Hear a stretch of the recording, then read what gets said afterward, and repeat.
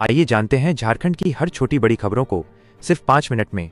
पर उससे पहले ये वीडियो आप किस जगह से देख रहे हैं, आप हमें कमेंट करके जरूर बताएं और चैनल को सब्सक्राइब कर लीजिए, क्योंकि आपको यहाँ पर हमेशा महत्वपूर्ण खबरें मिलती हैं। झारखंड में 10वीं और 12वीं की बोर्ड परीक्षाएं 3 फरवरी से शुरू होंगी। परीक्षा केंद्रों के आसपास धारा 144 लागू करने की तैयारी है, ताकि नकल या भीड़भाड़ की स्थिति न बने। प्रशासन और शिक्षा विभाग मिलकर शांतिपूर्ण और व्यवस्थित परीक्षा कराने की योजना पर काम कर रहे हैं। झारखंड हाईकोर्ट ने एक मामले की सुनवाई के दौरान कहा कि कोई पति अपनी कामकाजी पत्नी को नौकरी छोड़ने के लिए मजबूर नहीं कर सकता।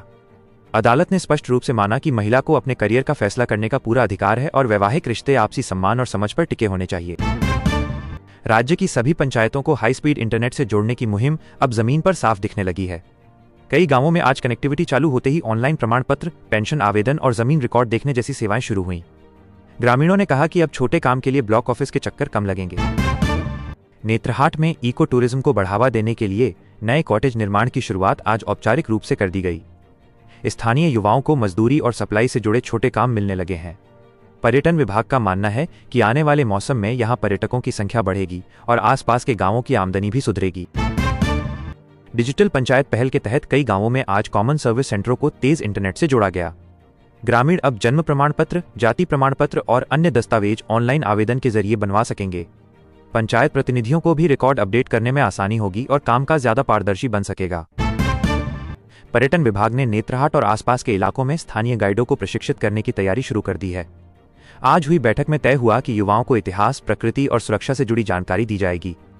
इससे पर्यटकों को बेहतर अनुभव मिलेगा और स्थानीय स्तर पर स्थायी रोजगार के अवसर बनेंगे। जमशेदपुर में कचरा प्रबंधन को मजबूत करने के लिए आज नई कलेक्शन गाड़ियों को हरी झंडी दिखाई गई। ये गाड़ियां अलग अलग तरह के कचरे को अलग उठाएंगी, ताकि प्रोसेसिंग प्लांट पर काम आसान हो सके। नगर निगम का कहना है कि इससे गंदगी कम होगी और रिहायशी इलाकों में बदबू की समस्या घटेगी।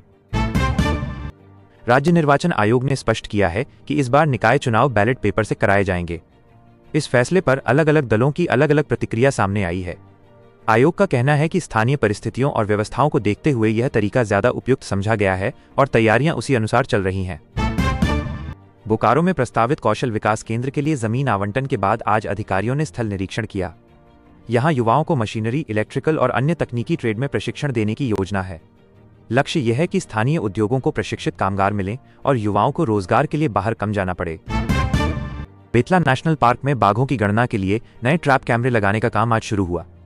वन विभाग का कहना है कि आधुनिक तकनीक से वन्य जीवों की गतिविधियों पर सटीक नजर रखी जा सकेगी। इससे संरक्षण रणनीति बेहतर बनेगी और पर्यावरण पर्यटन को भी वैज्ञानिक आधार पर बढ़ावा मिलेगा। रांची स्मार्ट सिटी क्षेत्र में व्यावसायिक प्लॉटों की ई-नीलामी प्रक्रिया पूरी होने के बाद निवेशकों की दिलचस्पी बढ़ी है। अधिकारियों का मानना है कि यहां नए कॉम्प्लेक्स, ऑफिस स्पेस और सर्विस सेंटर खुल सकते हैं। इससे शहर में रोजगार के मौके बढ़ेंगे और शहरी ढांचे को व्यवस्थित तरीके से विस्तार मिलेगा। नगर निकाय चुनाव के लिए नामांकन प्रक्रिया तेज होने के साथ कई जिला मुख्यालयों में आज भारी भीड़ देखी गई। उम्मीदवार अपने समर्थकों के साथ कलेक्ट्रेट पहुंचे और दस्तावेज दुरुस्त कराने में जुटे रहे। वकीलों और फोटोकॉपी दुकानों पर भी लंबी कतारें लगी रहीं, जिससे पूरे दिन चुनावी हलचल बनी रही।